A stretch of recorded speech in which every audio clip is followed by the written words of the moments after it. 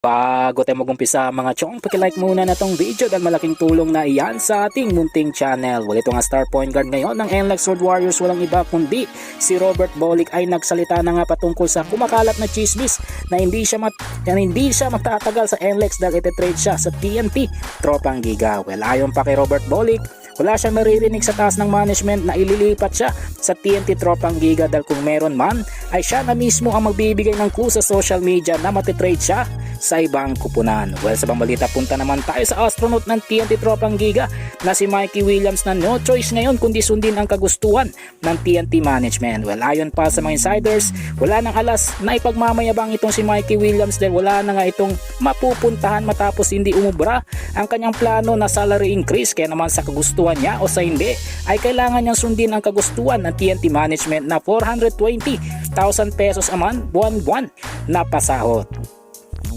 Ang muli sa ating balita mga chong patungkol naman kay Coach Chito Victorero na balik trabaho na matapos ang holiday season. Well, ayon pa sa report, balik ensayo na ulit ang Magnolia upang pagandahan ang laban nila sa Sabado kontra Meralco Bulls na nag-aangat din ng twice to beat advantage at syempre testament na din para sa Magnolia na kayang-kaya nilang tapatan ang mga malalakas na teams ngayong conference tulad ng Meralco Bulls. Well mga chong, nandito na lang ang ating balitang PBA at syempre huwag kalimutan mag-subscribe at i-like itong video bilang pagsuporta. So this is Channel B. Once again, I'm out.